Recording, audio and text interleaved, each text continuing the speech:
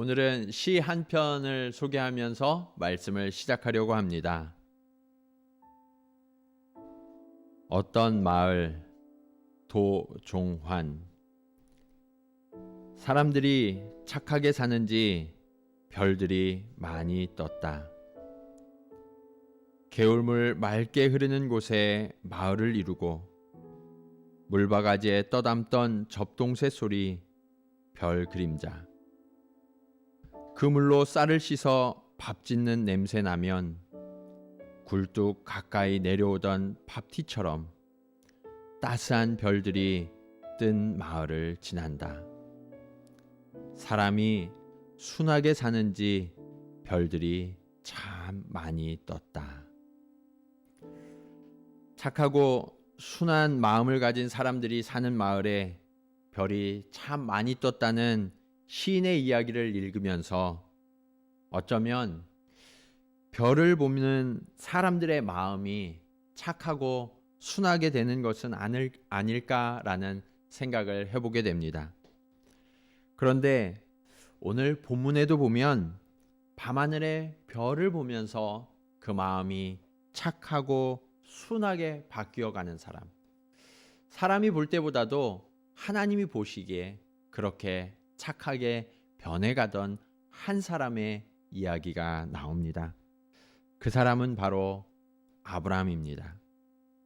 하나님은 아브라함에게 밤하늘에 뜬 별을 보여주시면서 그와 함께 바라보는 이 세상의 시선이 바뀌기를 촉구하고 계십니다. 하나님이 아브라함에게 어떤 이야기를 별들을 통해 전해주고 싶어 하셨을까요?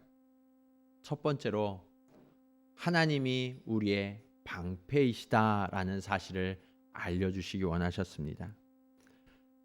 오늘 본문 1장 상반절에 보시면 이렇게 말씀하십니다.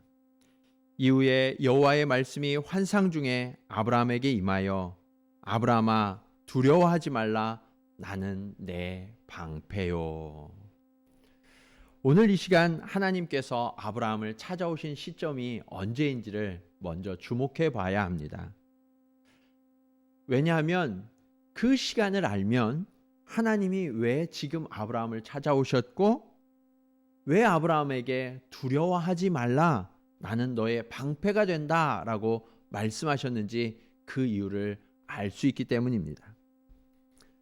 오늘 본문의 이야기의 앞에 나오는 이야기를 잠시 소개해드리면 북방연합군이 남방연합군과 싸우는 이야기가 나옵니다. 가나안 땅에서 두 군대가 부딪혔는데 이때 어디가 이겼느냐? 북방의 연합군이 이겨서 포로들을 끌고 갑니다. 그런데 그 포로 중에 누가 있었느냐? 아브라함의 사랑하는 조카 롯이 있었어요. 사실 가나안 땅에서 그냥 나그네로 살아가던 아브라함은요, 이 전쟁에 끼어들고 싶지 않았을 거예요. 그런데 사랑하는 조카 롯이 잡혀가는 것을 보면서 그냥 있을 수가 없는 거예요. 그래서 자신의 집에서 길리운 가병, 그 군사 318명을 이끌고 이 북방연합군이 지나가는 길목의 단까지 약 200km를 아주 빠른 속도로 행군하여 올라갔습니다. 그 행군 200km 행군이 얼마나 힘들고 고됐을까요? 쉬지 못하고 정말 그 군대보다 훨씬 더 빠른 속도로 움직여야 했으니까요. 그런데 그렇게 쉬지도 못한 군대를 이끌고 밤이 되자 북방연합군을 급습합니다. 그냥 잠깐 치고 빠진 것이 아니라 80km나 떨어진 호박까지 추격하면서 적들을 완전히 쳐부수고 그들에게 빼앗겼던 모든 포로들을 구출해내고 재물들까지 다 탈취해서 찾아오는 혁혁한 공을 세우고 아브라함은 돌아옵니다. 그 아브라함이 돌아오는 길에 두 왕이 마중을 나왔다고 성경은 기록하고 있어요. 그 두 왕이 누구였느냐? 첫 번째는 살렘 왕 멜기세덱이라는 사람과요. 또 한 사람은 소돔 왕이 마중을 나왔다라고 성경은 기록하고 있죠. 이 두 왕이 아브라함을 마중한 걸 보면 아브라함의 승리의 소식이 가나안 땅 곳곳마다 다 퍼졌고 아브라함의 이름이 높이 들려졌다라는 것을 알 수 있어요. 여러분이 만약 그때 아브라함이라면 어떠셨을 것 같으세요? 그 유명세를 즐기면서 적절히 활용하기도 하셨을까요? 그런데 아브라함은 그렇지 못했던 것 같습니다. 그는 지극히 현실적이고 또 이성적이었던 사람 같아요. 그래서 아브라함은 소돔과 고모라 왕을 비롯한 남방의 5개국 왕이 대적해도 이기지 못했던 그 북방의 연합군이 언젠가 다시 세를 모아서 자신을 공격할 것을 두려워하기 시작합니다. 그들이 쳐들어오면 자신의 힘으로는 그들을 절대로 막아내지 못할 것을 아브라함은 잘 알고 있었거든요. 그러니까 아브라함의 마음이 어땠을까요? 하루하루 사는 것이 즐겁지가 않고 두려웠을 거예요. 사실 이쯤 되면 자신이 목숨을 걸고 구해준 그 조카 롯이 삼촌에게 나와서 삼촌, 저를 위해서 그 큰 결단을 해주시고 희생을 해주셨으니 너무나 감사합니다. 그전에는 제가 철없이 그냥 삼촌을 떠나서 소돔 땅으로 그렇게 이기적으로 나아갔는데 이제 내 생명은 삼촌의 것이니까 제가 삼촌 곁에서 함께 그들을 막아내겠습니다. 이렇게 이야기해야 하지 않을까요? 아마 아브라함은 그런 것을 기대했는지도 모르겠어요. 그런데 롯은 결코 그렇게 하지 않았어요. 아무런 말도 기록되어 있지 않고요. 그는 다시 소돔으로 물러갔다라고 성경은 말씀하고 있죠. 그때 아브라함의 마음이 어땠을까요? 내가 왜 이런 고생을 했나? 그러면서 허무하고 또 그럴수록 마음의 허전함과 두려움도 점점 더 커져가지 않았을까요? 바로 그 순간 그 자리에 하나님께서 아브라함을 찾아오십니다. 그리고 오늘 말씀을 주신 거예요. 두려워하지 말라. 내가 너의 방패가 되어주겠다. 여러분, 이 하나님이 정말 너무나 감사하고 멋진 하나님 아니에요? 하나님은요, 아브라함의 군대를 위해 싸우셨고요. 그리고 아브라함에게 거두게 하신 이 승리가 사실은 하나님이 거두신 승리였죠. 그리고 그 하나님께서 다시 아브라함을 찾아오셔서 내가 너와 함께 있어서 너를 지켜주고 보호해주는 방패가 되어주겠다라고 말씀하고 계시는 거예요. 오늘 우리도 다른 사람들과는 비교할 수 없는 열정과 수고로 살아가고 계시죠. 그런데 그 열정을 발휘하기가 너무나 힘든 시대를 맞이하고 있어요. 요즘 코로나처럼 예상치 못한 일을 만나서 그동안의 나의 모든 수고와 열심이 허사로 돌아가는 것 같고 우리의 인생 자체가 허무한 것처럼 보이는 시대, 그런 시대가 바로 지금이지 않습니까? 또 내가 누군가를 위해서 그동안 열심을 내고 헌신하고 돌봐줬는데 정작 그 사람은 나에게 고마운 마음 하나도 없는 것 같고 차갑게 돌아서는 그러한 억울한 일을 당하고 계신 분은 없으세요? 그런데 바로 그 순간 하나님께서 저와 여러분을 찾아오십니다. 사실 우리가 그동안 깨닫지 못하고 있어서 그렇지 하나님은 언제나 저와 여러분을 주목하고 계셨습니다. 그리고 우리를 위해 일하시는 그 손길을 멈추지 않고 계셨다라고 말씀하고 계십니다. 우리가 그 하나님을 깨닫지 못했는데 그 하나님을 깨닫고 바라보는 순간이 지금 우리 앞에 다가온 거예요. 그 순간이 언제냐? 우리의 마음이 낮아지고 겸손해질 때입니다. 시편 147편 6절 말씀은 이렇게 말씀합니다. 여호와께서 겸손한 자들은 붙드시고 악인들은 땅에 엎드러뜨리시는도다. 사랑하는 여러분, 여러분의 수고와 인생의 모든 열심이 다 허사로 돌아가고 우리의 열매가 다 떨어지는 것처럼 느껴질 때, 그래서 두렵고 낙심될 때 포기하는 것이 아니라 여러분의 마음을 낮추셔서 겸손케 되어 하나님을 바라보시기 바랍니다. 그러면 그 하나님은요, 우리 곁에 모습을 드러내셔서 저와 여러분의 방패가 되어 주실 줄로 믿습니다. 그렇게 다가오신 하나님께서 밤하늘을 펼치시면서 아브라함에게 전해주신 약속이 또 하나 있어요. 그것이 바로 오늘 말씀의 두 번째 교훈입니다. 하나님은 우리의 상급이 되어 주십니다. 아브라함이 포로들과 전리품들을 다 찾아서 개선할 때, 아까 말씀드린 것처럼 아브라함을 찾아온 두 왕이 있었다고 말씀드렸죠. 그 중에 한 사람은 하나님의 거룩한 제사장이요 살렘 왕이었던 멜기세덱입니다. 그리고 또 한 사람은 롯이 거하던 땅의 소돔 왕이었어요.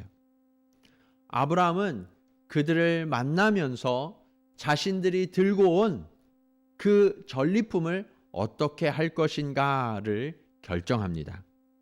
먼저 살렘 왕이요 하나님의 거룩한 제사장이 아브라함에게 나와서 아브라함에게 떡과 포도주를 대접합니다. 이 떡과 포도주는 예수님의 피와 살을 상징하는 거예요. 하나님은 그렇게 아브라함에게 모든 것을 내어주시고 축복하시겠다는 것을 이 멜기세덱을 통하여서 보여주고 계시는 거죠. 그러자 아브라함은 그가 적들로부터 빼앗아온 그 모든 전리품들의 11조를 이 멜기세덱에 주었는데, 이것이 성경에서 말하는 11조의 최초의 사건입니다. 아브라함은 자신의 군대가 이 북방 연합군보다 더 강해서 이긴 것이 아니라는 것을 너무나 잘 알고 있었어요. 자신이 그 싸움에서 이길 수 있었던 것은 오직 하나님의 능력이 그들의 군대와 함께 했기 때문에 그들이 북방 연합군을 압도할 수 있었고 그들을 물리칠 수 있었던 것을 잘 알고 있었던 거죠. 그래서 그가 찾아온 이 전리품들 전부도 사실은 자신의 것이 아니라 하나님의 것임을 알고 있었기에 그렇게 하나님 앞에 감사를 드리면서 모든 것의 11조를 하나님 앞에 드리고 있었던 거예요.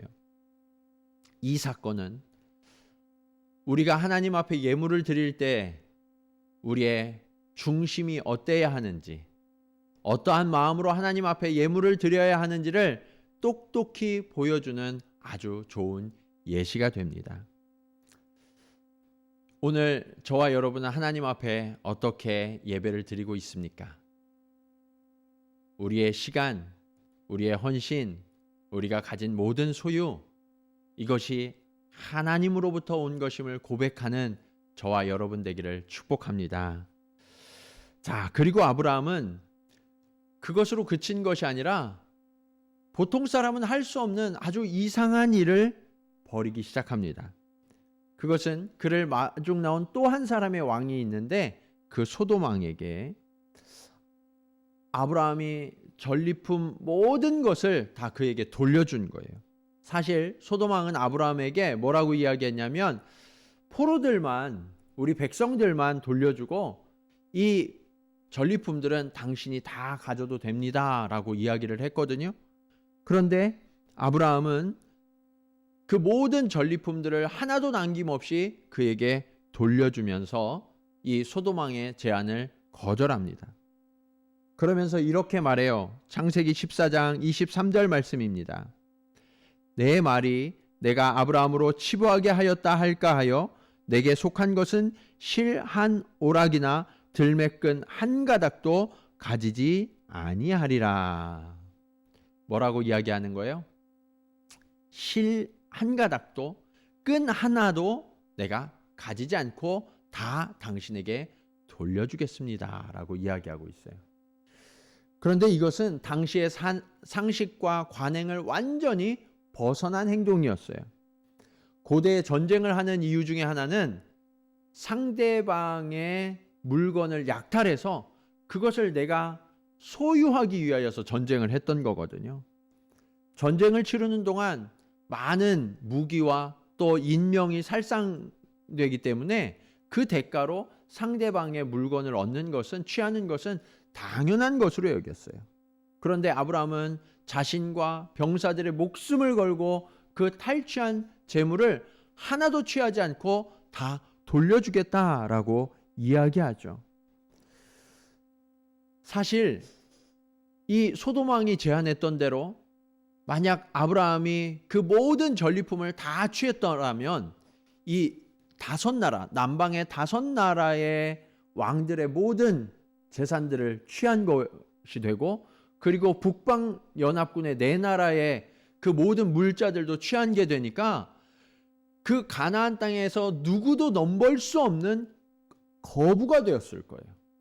그리고 그 돈으로 사람들을 사고 무기를 갖추면 지금 첫 번째 대지에서 아브라함이 두려워했던 그 두려움도 다 사라질 만큼 강한 군대를 충분히 소유할 수도 있었을 거예요.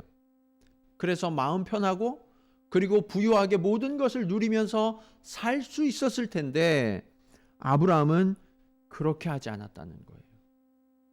이 전쟁을 통해서 취한 재산을 다 돌려줬죠. 그렇게 한 이유가 무엇이었을까요? 그는 하나님께 속한 사람이다라는 것을 보여주고 있는 거죠. 이것이 바로 아브라함의 위대한 점이요, 동시에 그의 조카 롯과 아주 다른 길을 가고 있었다라는 것을 보여주고 있는 거예요. 그의 조카 롯은 어땠나요?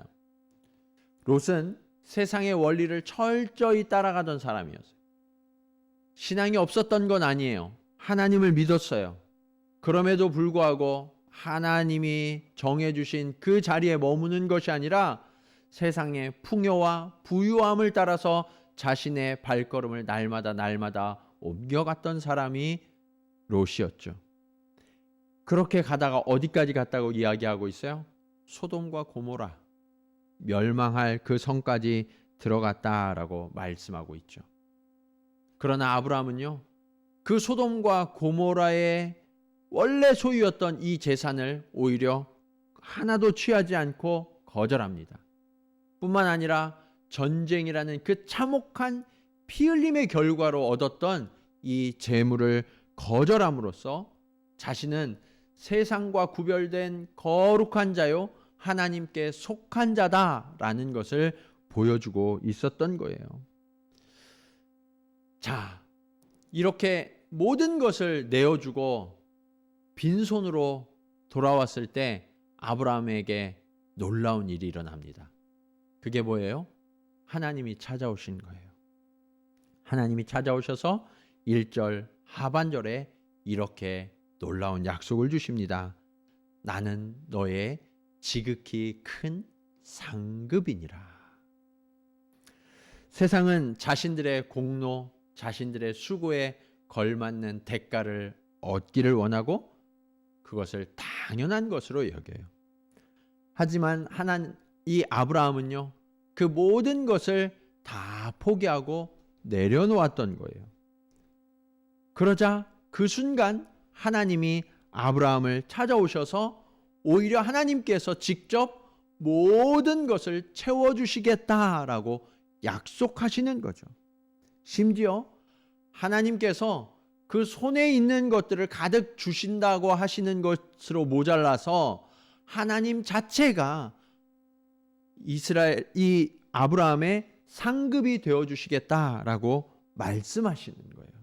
여러분, 하나님이 어떤 선물만 주셔도 그게 귀하고 놀라운 일인데 하나님 자신을 통째로 아브라함에게 주시겠다는 이 약속이 얼마나 놀라운 약속입니까? 하나님은 무한하시잖아요. 그리고 하나님은 전능하시고 영원하시잖아요. 그렇기 때문에 이보다 더 큰 축복은 없다는 사실을 우리는 바라볼 수 있어야 합니다. 이것이 바로 성도가 받는 복의 스케일이에요. 여러분, 우리의 크기는요, 하나님에 의해서 결정된다라는 사실을 기억하시기 바랍니다. 나의 능력, 나의 한계로 인해서 내가 결정되는 것이 아니라 나에게 모든 것이 되시고 나의 상급이 되어주신 그 하나님, 그 하나님의 크기에 의해서 우리의 크기가 결정된다라는 사실을 하나님은 오늘 아브라함을 통해서 저와 여러분에게 보여주고 계시는 거예요. 여러분, 혹시 지금까지 내가 너무 작은 것에 집착해 왔구나 라고 깨달아지는 분은 없으세요? 아니, 어쩌면 내가 전에 많은 것을 가졌는데 그것을 누구누구 때문에 잃어버렸어 하면서 거기에 집착하고 그 안타까움에서 벗어나지 못하는 분이 혹시 이 자리에 계신가요? 그렇게 우리의 몸과 마음을 빼앗기면 안 돼요. 여러분, 물질의 노예에게는요, 물질이 주인 노릇을 하죠. 여러분, 원래 노예는 간신히 먹고 살아갈 만큼만 먹여주고 재워줄 뿐 그에게 사유재산이 없어요. 그렇기 때문에 우리가 물질의 노예가 된다면 그 물질을 결코 소유할 수 없다라는 것을 우리는 알아야만 해요. 반대로 우리가 하나님께 속해서 하나님이 주신 물질을 맡아서 다루는 청지기가 된다면, 그러면 하나님은 그때부터 우리에게 많은 것을 무한하게 그리고 영원히 부어주신다라는 사실을 우리는 기억해야 합니다. 이제 저와 여러분에게도 하나님께서 말씀하세요. 아브라함처럼 우리도 하나님 앞에 아낌없이 드릴 수만 있다면, 그리고 세상과 더불어 나눌 수가 있다면 우리는 그 순간 하늘의 복을 소유한 자가 됨을 믿으시기 바랍니다. 이것이 바로 하나님이 주시는 축복의 비결이에요. 하나님을 제대로 믿는 사람들이 물질을 다루는 방법이에요.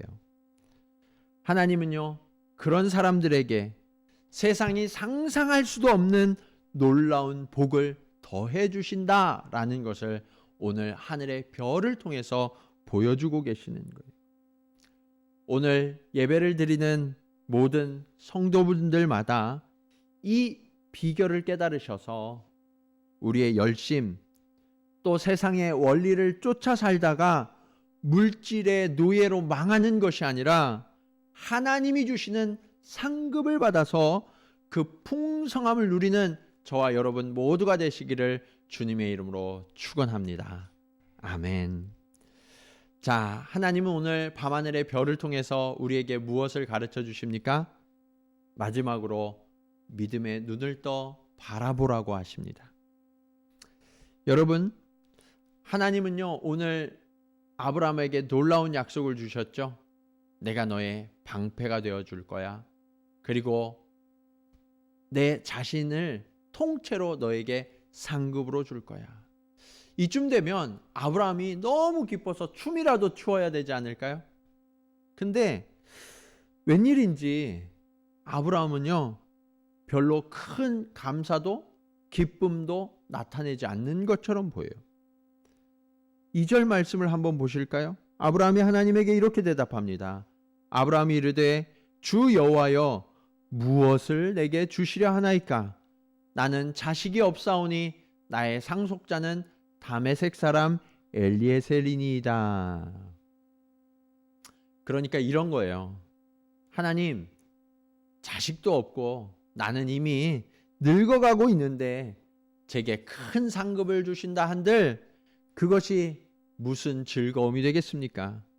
저는 더 이상의 상급 같은 거는 바라지 않고 그냥 우리 집에서 이 길리운 종, 이 다메섹 엘리에셀이 믿을 만한 사람이니까 이 사람이나 좀 잘 지켜봐 주세요. 이렇게 이야기하고 있는 거죠. 앞서 살펴본 것처럼 아브라함은 참 현실적이고 지극히 이성적인 사람이었던 것 같아요. 그런데 그에게 무엇이 없었느냐? 믿음. 하나님의 약속을 확신하는 믿음이 너무나 약해져 있었던 거예요. 왜냐? 하나님께서 75세의 아브라함을 하란 땅에서 불러내셨거든요. 그런데 그 불러내시는 순간부터 자손에 대한 약속을 주셨는데, 자손을 많이 주시기는커녕 한 사람이라도 있어야지 그 하나님의 약속을 신뢰하죠. 지금 10년이 다 되어 가는데 하나님께서 한 사람의 자손도 허락해 주시지 않으니까 그의 믿음이 점점 약해지고 있었던 거예요. 그래서 하나님은요, 오늘 아브라함을 위해서 특별한 일을 행하십니다. 아브라함을 먼저 장막 밖으로 이끌어내셔서 새로운 시선을 갖도록 해주세요. 여러분은 요즘 하늘을 보신 게 언제세요? 사람들은 저부터도 하늘을 올려보면서 살아가기보다 땅을 바라보면서 분주하게 살아가고 있는 것 같아요. 저도 이 설교를 준비하면서 보니까 하늘을 올려다본 게 언제지 하는 생각이 들더라고요. 그런데 그렇게 하늘을 한번 바라볼 여유도 없이 바쁘고 분주하게 살아가면서 세상에 몰두하는 동안 우리의 신앙의 열정과 열심도 점점 식어져 갖고 있지는 않으세요? 오늘 아브라함이 바로 그랬던 것 같아요. 아브라함은 의지하던 조카 롯이 떠나가고 이제 홀로 남아서 모든 것을 다 직접 감당해야만 했어요. 뿐만 아니라 앞서 우리가 언급했던 것처럼 북방 연합군과 목숨을 건 전투를 치르고 롯을 구해오고 제사장 멜기세덱을 만나서 제물을 드리고 또 소도망도 만나서 정신없이 바쁘고 피곤한 시간의 연속이었을 거예요. 어쩌면 하나님이 그 밤에 찾아오셔서 너 밖으로 잠깐 나와봐 이렇게 말씀하실 때, 하나님 지금 밤도 깊고 내가 너무 피곤해서 쉬어야 되는데 그냥 안에서 말씀하시면 안 돼요? 굳이 내가 밖에까지 나가서 하나님의 말씀을 들어야 돼요? 이런 생각을 했을지도 모르겠어요.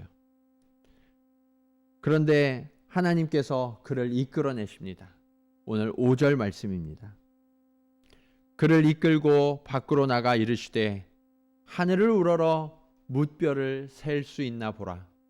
또 그에게 이르시되 내 자손이 이와 같으리라.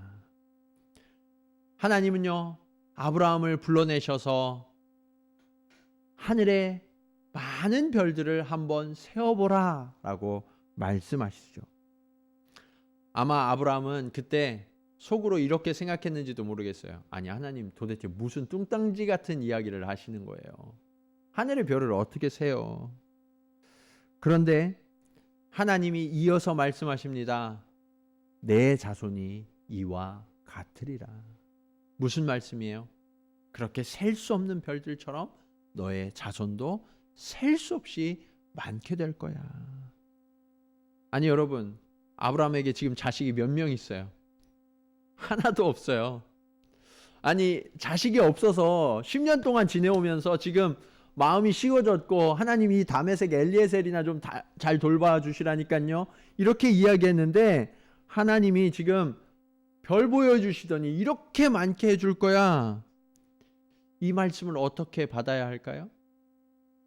그런데 여러분, 놀라운 사실은요, 아브라함이 그 하늘의 무수한 별들을 보면서 하나님의 말씀을 믿었다라고 성경이 말씀하고 있는 거예요. 6절 말씀을 한번 보실까요? 우리 같이 한번 읽겠습니다. 자, 시작.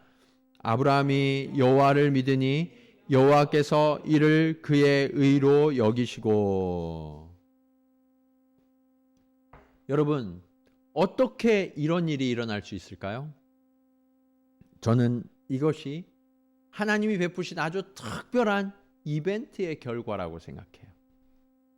저는 오늘 본문에 아브라함이 바라본 이 밤하늘이 어땠을까 하고 한번 상상해 봤어요.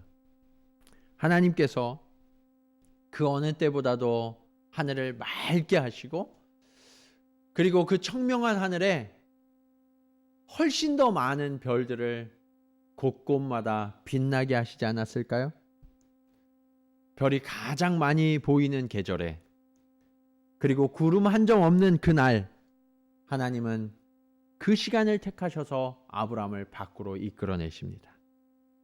그리고 그를 억지로 끌어내어서 하늘을 한번 바라보게 하시면서 하나님의 마음을 전해주시는 거예요.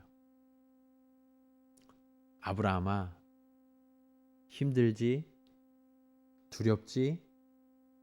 그러나 내 마음은 이래. 내가 너와 함께 할 거야 하시면서 시청각 교육을 지금 펼쳐주고 계시는 거죠. 하나님께서 그 밤에 펼쳐 보이신 그 밤하늘의 무수한 별들을 바라보는 순간 아브라함의 완고했던 마음이 녹아졌어요. 그리고 아브라함의 시선이 새로워집니다. 하나님의 마음을 담기 시작했어요. 그리고 그의 마음에 확고한 믿음이 자리 잡았죠. 여러분도 오늘 낮이든 밤이든 하늘을 한번 바라보시기 바랍니다. 그리고 여러분 주위에 베풀어 주신 이 자연과 사람들을 한번 바라보세요. 그런데 나의 시선이 아니라 하나님이 내게 주신 믿음의 시선으로 그 자연과 사람들을 새롭게 한번 바라보시기를 부탁드립니다. 그러면 같은 하늘, 같은 자연, 같은 사람이 아니라 하나님의 약속으로 그려주신 작품들이 그 안에서 우리에게 보여질 거예요. 그리고 그 작품을 집중하는 순간 새로운 믿음의 시선이 저와 여러분의 눈에, 마음에 담겨지게 될 줄로 믿습니다.